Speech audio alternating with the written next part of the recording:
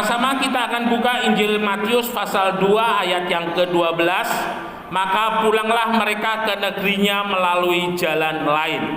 Matius 2 ayat yang ke-12 dipersilahkan. Matius 2 ayat 12 berbunyi demikian.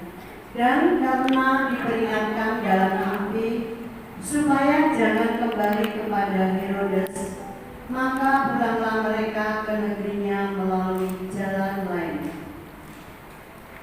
Saudara yang dikasihi oleh Tuhan, ayat ini mengisahkan tentang orang-orang Majus atau yang seringkali saya sebut sebagai imam-imam Zoroaster yang berasal dari Iran, dari Persia. Kalau Irak itu Babel, kalau Iran itu Persia. Ada di sana pada masa yang lampau pada zaman Yesus ada kepercayaan yang namanya Zoroaster yang menyembah dewa api. Dan orang-orang Majus itu berasal dari sana dengan dasar ilmu perbintangan mereka pada masa itu adalah yang paling pintar, yang paling hebat di antara semua ahli-ahli perbintangan yang ada pada masa itu. Nah, singkat cerita, pada saat orang Majus itu melihat satu bintang yang sebelumnya tidak pernah ada dan tidak pernah ditulis, maka itu membuat mereka sebagai imam-imam Zoroaster menjadi penasaran, kira-kira bintang itu tanda apa?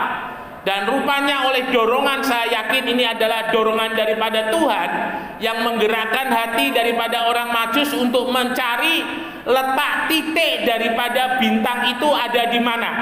Dan mereka melakukan perjalanan, kalau berdasarkan Injil Matius ini bisa jadi kurang lebih selama 2 tahun mereka berjalan dan kembali lagi 2 tahun, artinya kurang lebih 4 tahun orang Majus ini pergi dari Persia menuju Bethlehem dan kembali lagi.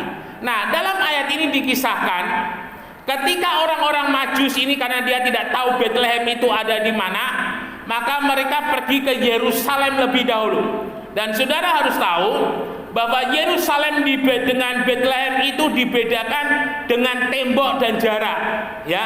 Jadi kalau masuk di Yerusalem itu ada pintu-pintu masuk, ya. Dan pintu masuk daripada zamannya Tuhan Yesus itu sudah ditutup, ya, Lion Gate. Jadi pintu pintu singa. Konon di pintu itu ada banyak emas. Dan konon emasnya itu dipakai untuk membangun Masjid Aqsa. Kisahnya kurang lebihnya seperti itu. Dan pintu itu sekarang ditutup. Nah, orang-orang Majus ini kalau ke Yerusalem, mereka harus melewati pemeriksaan di pintu gerbang. Kurang lebih seperti itu. Dan akhirnya mereka menemui Herodes di Yerusalem. Dan Herodes yang bertahta memimpin Yudea pada masa itu adalah Herodes yang menganut Yudaisme, ya. Saudara, nanti di kesempatan yang akan datang kita akan sama-sama belajar mengapa Herodes ini adalah penganut Yudaisme. Karena dia adalah penganut Yudaisme, Yudaisme itu adalah agamanya orang Yahudi. Maka ketika ada pertanyaan dari orang Majus, di manakah raja Israel yang baru lahir itu, Herodes memanggil ahli-ahli Taurat. Dan oleh ahli-ahli Taurat dicari, diselidiki, ternyata di kitab-kitab perjanjian lama itu ada beberapa yang menyebutkan bahwa Yesus itu nanti raja baru itu akan lahir di Bethlehem. Lalu kemudian karena rupanya Herodes dan ahli Taurat itu dan orang Majus pada saat di Yerusalem mereka tidak melihat bintang lagi. Dan bintang itu ketika orang Majus di Yerusalem tiba-tiba bintangnya hilang. Sehingga Herodes dan ahli Taurat tidak bilang, dan orang Majus mereka tidak bisa melihat lagi di mana bintang itu ada. Jadi bintang itu rupanya penampakannya khusus kepada orang-orang yang menerima perkenanan yang daripada Tuhan. Dan ketika orang-orang Majus itu keluar meninggalkan Herodes, dan ketika mereka, kalau boleh saya katakan, mereka sampai di luar daripada tembok Yerusalem, bintang itu mereka lihat lagi. Dan mereka dituntun karena jarak dari Bethlehem dan Yerusalem itu boleh dikatakan lumayan cukup jauh. Akhirnya mereka pergi dan sampai di mana bintang Bethlehem itu titiknya berhenti, dan mereka di sana menemukan bayi Yesus yang sudah berusia kurang lebih 2 tahun.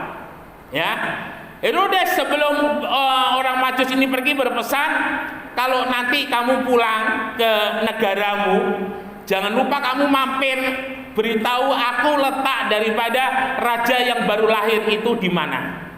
Tetapi setelah mereka bertemu dengan Tuhan dan memberikan persembahan, dan mereka kembali dari Bethlehem itu ke negerinya, ke Persia, malaikat Tuhan memberitahu mereka jangan kembali lagi bertemu dengan Herodes.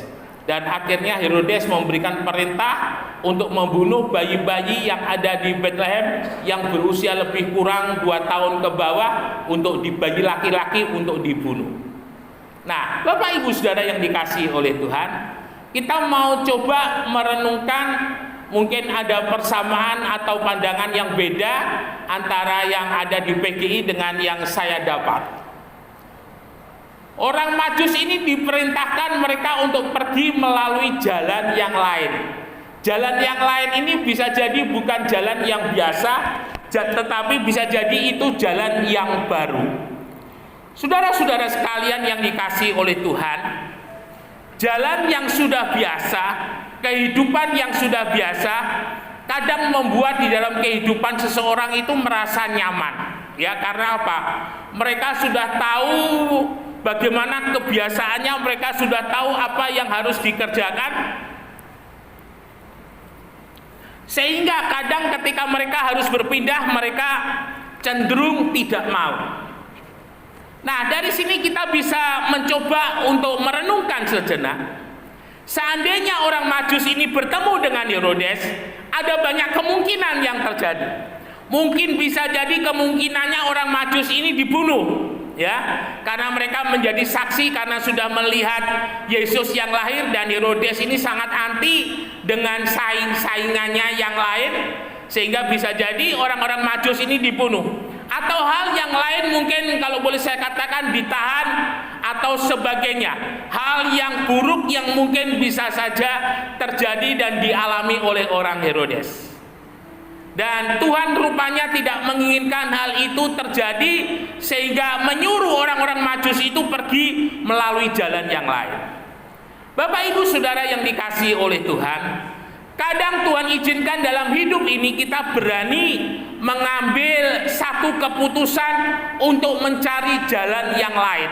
Ya, mencari jalan yang lain itu artinya kita berani untuk berusaha sesuatu yang baru, berani untuk melakukan sebuah inovasi, berani melakukan sebuah terobosan terhadap segala sesuatu yang Tuhan sudah percayakan di dalam hidup ini.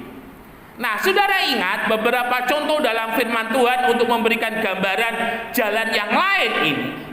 Saudara ingat Bapak Abraham. Bapak Abraham itu ada di negeri Ur, ya.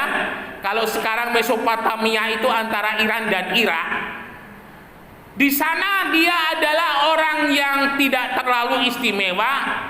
Bisa jadi dia adalah orang yang cukup kaya, punya tenda yang besar, karena pada masa itu, zaman itu, Bapak Abraham dan keluarganya adalah orang-orang nomaden, ya, suka-suka berpindah, dan biasanya satu tenda itu tidak hanya orang, tetapi ternaknya juga masuk ada di sana. Dan kita lihat untuk melalui jalan yang lain, artinya jalan lain yang Tuhan perhadapkan kepada Bapak Abraham itu adalah jalan yang lebih baik, jalan yang lebih indah, jalan yang lebih menjanjikan. Tetapi dengan syarat Bapak Abraham harus keluar dari negerinya menuju negeri yang dijanjikan oleh Tuhan. Saudara yang dikasihi oleh Tuhan, selama Tuhan yang membawa di dalam kehidupan kita, kita tidak perlu takut dengan kehidupan ini. Selama Tuhan yang ada bersama-sama kita, kita tidak perlu takut dengan apa yang kita jalani hidup ini. Abraham tidak pernah bertanya kepada Tuhan, akhirnya nanti seperti apa Tuhan? Dia tidak pernah bertanya. Tetapi yang penting bagi Abraham adalah dia berjalan bersama dengan Tuhan, dan dia memegang janjinya Tuhan bahwa dia akan diberi sebuah negeri yang luar biasa, tidak dijelaskan negeri itu seperti apa, tetapi yang pasti Abraham akan diberkati.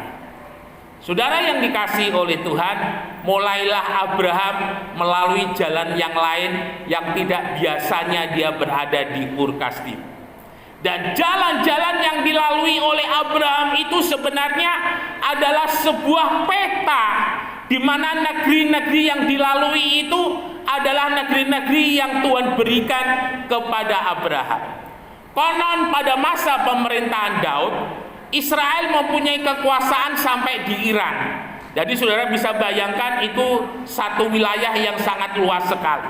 Dan Abraham ketika dia berjalan, dia sebenarnya sedang membuat peta tanah perjanjian yang akan Tuhan berikan di dalam kehidupannya. Seringkali jalan Tuhan tidak kita mengerti, seringkali jalan Tuhan itu tidak kita pahami. Dan memang tidak perlu kita memahami jalannya Tuhan, kita tidak perlu mengerti jalannya Tuhan. Yang penting adalah dengar dan lakukan. Yang penting adalah apa yang Tuhan mau kita jalani saja.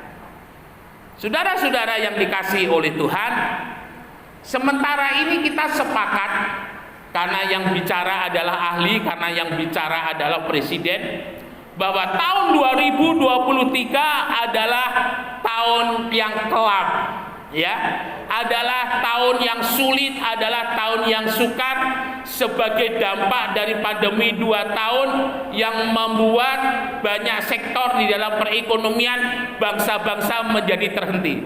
Dan ketika mulai perekonomian itu mulai berjalan, ternyata ada banyak kejomplangan sini dan sana. Dan itu membuat ada banyak negara sedang mengalami krisis akhir-akhir ini. Nah, saudara yang dikasihi oleh Tuhan, tetapi kita harus percaya kepada fakta kebenaran firman Allah. Kenyataan dan fakta adalah dua hal yang berbeda. Kenyataan adalah hal-hal yang kita lihat, yang sedang terjadi, yang sedang kita alami. Tetapi fakta daripada firman Tuhan sampai dengan hari ini, Yesus Kristus tidak pernah berubah dahulu, sekarang, dan sampai selama-lamanya. Kenyataannya dunia bisa bergejolak. Kenyataannya ada banyak pandangan-pandangan krisis yang boleh terjadi. Tetapi kebenarannya adalah Tuhan selalu ada bersama-sama dengan orang percaya. Intinya, saudara, ketika Tuhan menuntun di dalam kehidupan kita, jangan takut kita untuk mengambil jalan yang lain. Jangan takut kita untuk memulai sesuatu yang baru yang dulu belum pernah kita lakukan. Jangan takut kita untuk memulai sesuatu yang dulu tidak pernah kita pikirkan dan kita lakukan, ya. Karena ketika kita bersama-sama dengan Tuhan, ketika pintu-pintu yang biasanya terbuka menjadi tertutup, artinya Tuhan akan menyediakan pintu yang lain untuk kehidupan kita. Dan perhatikan dengan baik-baik, ketika pintu itu terbuka, tetap dalam penyertaan Tuhan, saudara akan mampu membuka pintu itu menjadi berkat yang luar biasa di dalam kehidupan saudara. Ya, saudara-saudara sekalian yang dikasihi oleh Tuhan, Yusuf ketika dia berada bersama dengan bapak dan keluarganya, Yusuf tidak akan pernah menjadi luar biasa. Yusuf tidak akan pernah menjadi yang hebat. Tetapi justru Tuhan bawa Yusuf kepada jalan yang lain, jalan yang tidak biasanya Yusuf berada. Karena apa? Karena Tuhan bawa Yusuf untuk pergi ke Mesir. Ya, saudara yang dikasihi oleh Tuhan, ketika Yusuf pergi ke Mesir, jalan lain, jalan yang dibuat oleh Tuhan. Di sana Yusuf dekat dengan Tuhan. Di sana karena tidak ada yang bisa diandalkan oleh Yusuf, Yusuf ada bersama-sama dengan Tuhan. Ingat baik-baik, kadang Tuhan izinkan kita harus berada di jalan yang lain, kita mengambil keputusan untuk berada di jalan lain. Supaya apa? Supaya kita tetap memelihara iman kita. Jadi artinya ketika pintu itu tertutup, bukan berarti kita tidak bisa melakukan apa-apa. Tidak. Artinya Tuhan mau kita lebih dekat kepada Tuhan, Tuhan mau kita lebih berserah kepadanya, Tuhan mau kita lebih beriman kepadanya. Untuk apa? Untuk kita melihat pintu-pintu baru yang Tuhan bukakan untuk kehidupan kita. Ya, Saudara yang dikasih oleh Tuhan, kadang kita terlena dengan apa yang sudah biasa kita lakukan. Kita kadang terlena dengan pekerjaan yang sudah Tuhan berikan, ya. Jadi ketika Tuhan izinkan itu tertutup, ingat baik-baik, bukan berarti Tuhan menutup berkatnya untuk saudara, tetapi Tuhan mau memberkati lebih kepada saudara. Tuhan mau semakin membawa hidup saudara naik, ya, melalui jalan yang lain. Mengapa? Karena Tuhan mau kita tetap beriman kepadanya. Tuhan mau kita tetap berpengharapan kepadanya. Tuhan mau kita berpegangan kepadanya lebih hari lebih kuat dan lebih luar biasa. Natal tahun 2022 ini, biarlah kita tidak takut menghadapi perubahan-perubahan yang ada. Ya, dunia boleh berubah, ekonomi boleh berubah, politik boleh berubah, tapi kasih-Nya Tuhan tetap selama-lamanya untuk kita. Amin. Penyertaan Tuhan selama-lamanya untuk kita, dan berkat-Nya yang tidak mengenal musim itu selama-lamanya untuk kita. Kita mau siapkan hati Song-Song 2023 sebagai pemenang, Song-Song 2023 sebagai pemulihan, sebagai keberhasilan, oleh karena Tuhan Yesus yang menyertai di dalam kehidupan kita. Mari sama-sama kita berjalan bersama dengan Tuhan. Kita Song-Song 2023 dengan kemenangan bersama-sama dengan Tuhan. Immanuel, Tuhan Yesus memberkati, beri kemuliaan bagi nama Tuhan.